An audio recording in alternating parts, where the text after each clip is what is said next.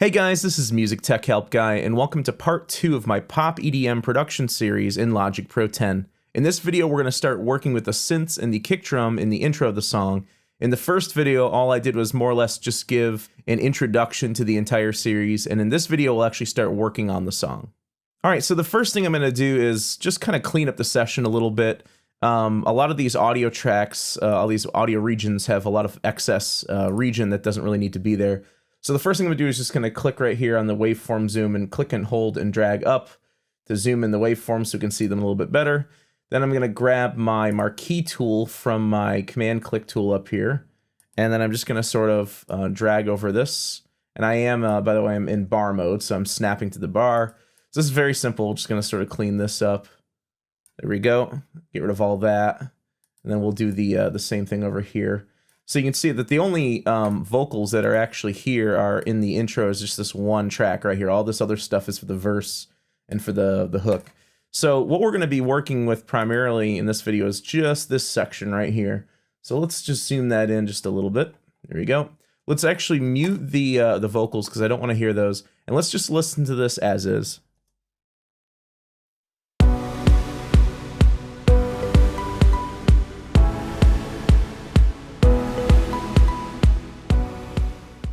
All right, so one of the first things I'm noticing is the kick drum. In the original song in the reference mix, the kick drum doesn't come in until halfway through the intro, and it's very filtered. It's got a lot of the high end taken out. So let's find the halfway point here, and then we'll cut it out.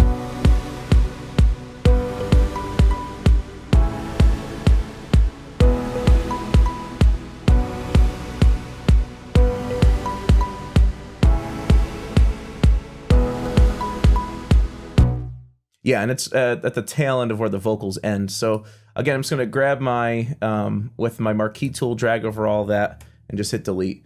Now, another thing I'm going to do is I'm actually going to duplicate my kick track because I'm going to create two different kick tracks. So I'm just going to click on the kick track, then click on this button right here to duplicate it. And what I'm going to do is drag over just these 8 bars of the kick, click on it, and what it does is it separates it. And we're going to pull the rest of the kick down to this other track. Because this top track is going to be a filtered kick track. And it's the only time in the entire song where the kick is filtered. So I just named that filter kick. So let's do that first. Let's just click on that. Click on set locators up here. And if you don't see this whole bottom bar here, you can just click right here. It'll pull up or down that additional toolbar. So setting the locator is basically just going to put the cycle mode around the kick drum. And if this is not in yellow, you can just press C to turn on and turn off the cycle mode. So let's just solo out the kick. And let's add an EQ to it, and let's scoop out some of the high end. So let's go down to our audio effects here, go to EQ, and go to channel EQ. And we're going to load this in stereo. All right, so let's turn the analysis on. And let's give this a play. What I'm going to do is turn on the low pass filter up here, and we are just going to scoop out a lot of the high end to get rid of a lot of that attack on it. Now it's also very, very subby, very boomy. So I actually am going to take out some of the low end as well with the high pass filter, but not quite as much as we did with the low pass filter. There you go. I have a sub in my office, and so when I cut that out, a lot of the boominess of the kick went away. And that's what I want for the intro. I don't want the boominess to be there. I just want it to sort of be like a low, dull thud in the background. Cool.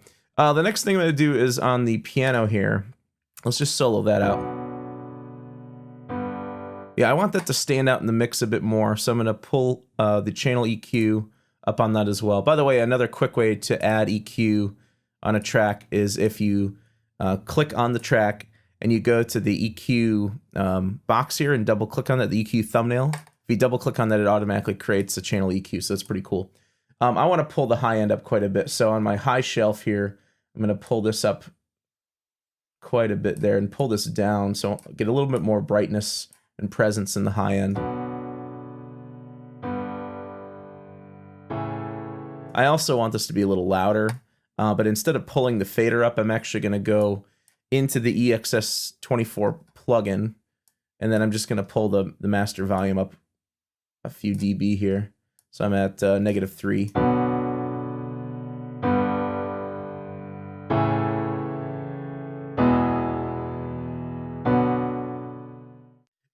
Let's take a look at our massive string pad here.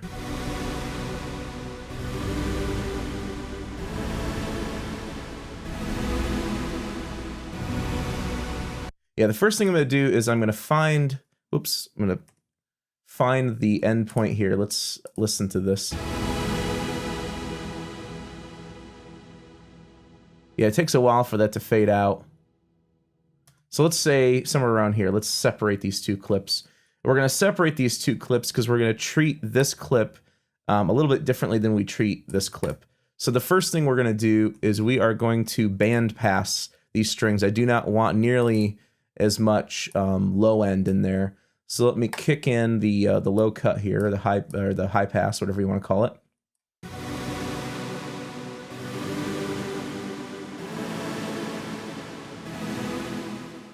And then what we're going to do is in the intro, this string pad is going to start with the high end sort of filtered out around, say, 2300 hertz. There we go. And what this is going to do, and actually what I'm going to do is I'm going to make this slope a little bit steeper. There we go. And what we're going to do is we're going to slowly bring in the high end. So it's sort of like we're going to create a filter sweep with automation. So let's start this down by about 2300 there. And let's see what that sounds like. Yeah, so it'll just be this sort of background idea at first, and then the high end will sort of fade in. Another thing we can cut out here is this excess in the guitar there. All right, so that's it for the strings for now. Let's go to the Sculpture Nylon plucks here. Let's see what these sound like.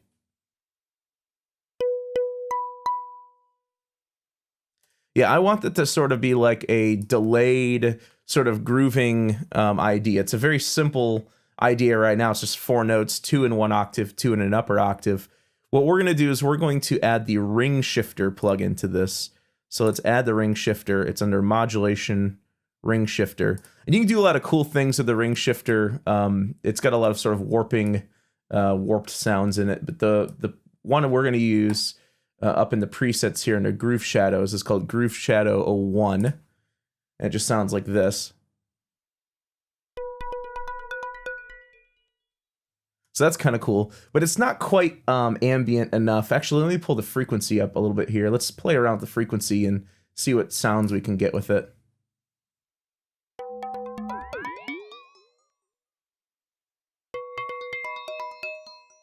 Yeah, I kind of like that better around 4K because it's got more of like a glassy bell-like sound to it. Then let's add, let's band pass this one too.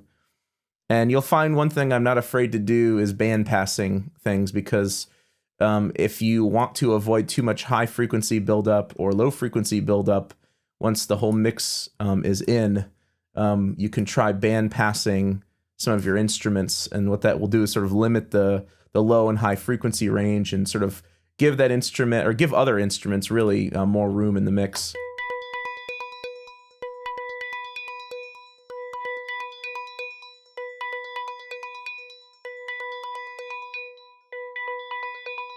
There we go. I don't want quite as much of the high end in there.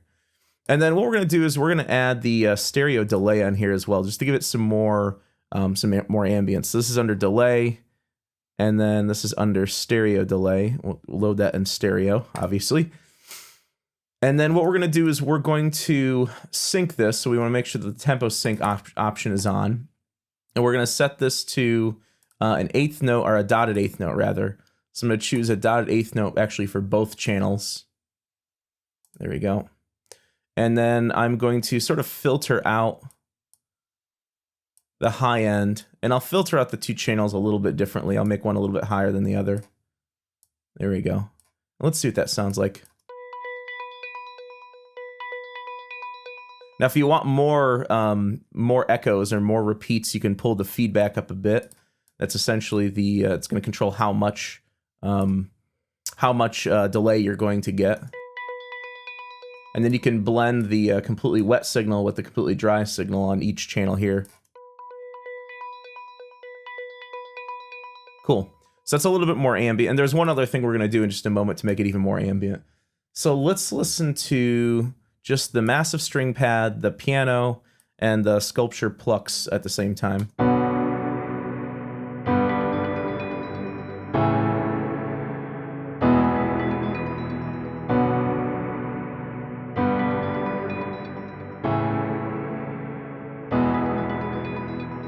All right, cool. Now, the bass doesn't kick in, the actual sub bass over here doesn't kick in until halfway through along with the kick drum. So let's give that a listen by itself. It's an alchemy instrument, I believe. Yeah, it's an alchemy instrument.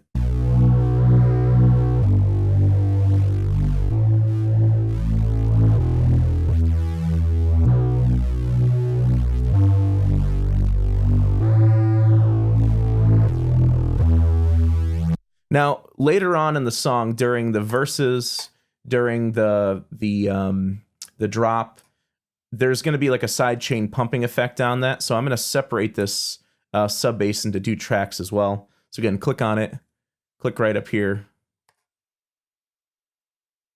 All right, so I'll pull the verses down to the new track, and then the drop section has the sidechain pumping effect as well. So we'll pull that down. And then these 3 during both of the hook buildups and the intro can stay up here. So I'm just going to call this bottom one here sub bass pumping. We'll come back to that in another video.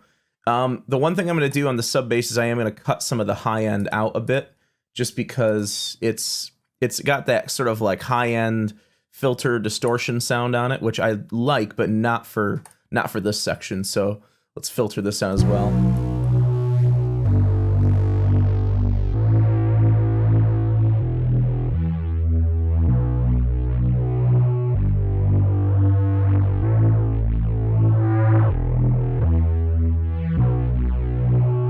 Yeah, I like that. I still want some of the grittiness in this range, but not up in this range.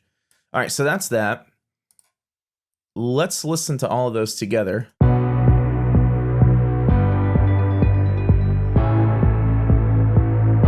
right, let's pull that down just a touch. All right, so one thing I'm going to do, I'm going to hit X to pull up my mixer. And what I'm going to do is for the massive pad, the piano, the sculpture plucks, and the sub bass, I'm going to create an aux track. Actually, not the sub. Actually, yeah, the sub bass here. We'll have this too. We're going to create an aux track, and we're going to put reverb on that. And sometimes what we'll do is we'll put reverb directly on a channel, and sometimes we'll put it on an aux track. For EDM and pop music, there's a little bit more freedom to do that, because sometimes the reverb can be considered part of the sound design of the instrument and not necessarily like a shared reverb. But this is going to be a shared reverb for all 4 of these intro instruments. So what I'm going to do is create a send here and go to bus 1. And what that will do is it'll create an aux track over here. And what I'm going to do is I'm going to name this aux track intro verb or something like that. And the other thing I'm going to do is I want this reverb to be out here in the arrange area. So I'm going to just click the read button right here for the automation mode. Another way you can do it is you can right click and say create track. That's another way to do it, or hit Control T. But if you just turn on automation for it, it'll automatically create a track out here for it. So now I can hide my mixer. And then what I'm going to do is just put the intro verb sort of below all these intro synths. There we go. All right, hide the mixer there. And the intro verb I'm going to use is, I'm going to use Space Designer. So go down to Reverb here, and then go to Space Designer, obviously in stereo. And the setting I want to use is under Large Spaces, Plate Reverbs, Shimmering Plate. And because we're using reverb on an aux track, we're going to keep the dry signal all the way down, and then put the reverb all the way up. There we go. And let's go back to our mixer. I guess I shouldn't have hit it in the first place. Drag over all those, and then pull up the send amount here on all of them. And I want significantly less on the bass than I want on the other 3. So let's see what that sounds like.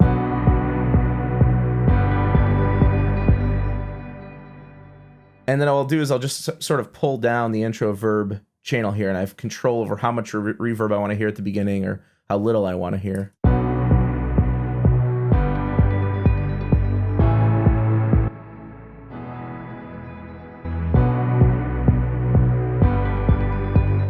And I want that shimmering verb to maybe be a little bit brighter. So in the reverb plugin, I'm just going to go to EQ here, and I'm going to turn on this sort of upper band and pull that up. And I just want it, again, it says it's shimmering reverb. I want it to shimmer a little bit more. Let's pull this up in like maybe toward the 5K range. Yeah, 4400, that's good.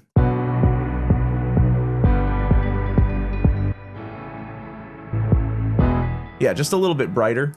All right, so let's add that automation in that we said we were going to add in earlier. So let's go to our massive string pad. I'm going to hit A to pull up automation. Let's make this a little bit bigger here. And what I'm going to do is we're going to use, instead of using track automation, we're going to use region-based automation. So you click on this little blue button that says track, and it'll switch it to region automation. Then what I'm going to do is from the menu here that says volume, the automation parameter, I'm going to go to the channel EQ that we added. And remember we had that high cut frequency that we added, or that's the frequency of the high cut rather. And we started at around 2300. Just click on that. There you go, 2300. And from like the midpoint on, I want this to sort of fade up and open up like a filter, like a filter sweep in a synthesizer. So I'm going to make sure that my snap mode is still on bar. And I'm going to make sure that snap automation is also on, so that when I click somewhere, it creates an automation point right on the bar line. And I want this to be sort of growing and opening up all the way up to measure 20. So now all I have to do is just grab this automation breakpoint and just pull it up. Let's go up to about 12 or 13,000. Well, 14,000, sure, that works. So let's open up that channel EQ. Let's hear what this sounds like and visually see what it sounds like.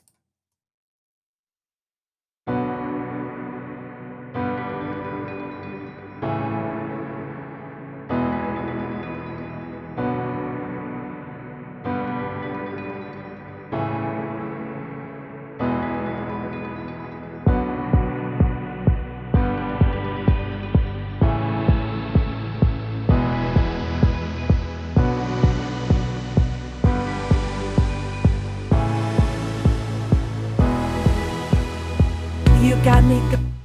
There you go. So those are just our intro synths. One last thing I'm going to do with the sculpture instrument is it's a little too bright for my taste. Let me go back into the channel EQ here, and let's actually roll this filter down a little bit. Let's get more of the low end in, but let's cut more of the high end out. And then I think what I'll do is I'll actually go into the sculpture instrument, and we'll change the material pad more from nylon and steel away from that direction, so it'll be more like nylon and wood. Let's do more like that. Let's also, inside sculpture, just pull the main level up a bit, kind of like what we did with the EXS24, just to pull the level up, go into the channel strip and make the level just be a little bit more healthy. Yeah, there we go. All right, so let's hear the whole intro here with the vocals in. Again, we haven't done anything to the vocals yet. We'll get to that in the next video. Tell me how you love me. Tell me that you need me. Tell me that I'm everything you want me to be. Tell me how I'm fearless. Tell me I'm your weakness. You got it bad. You got it bad, so bad, so bad.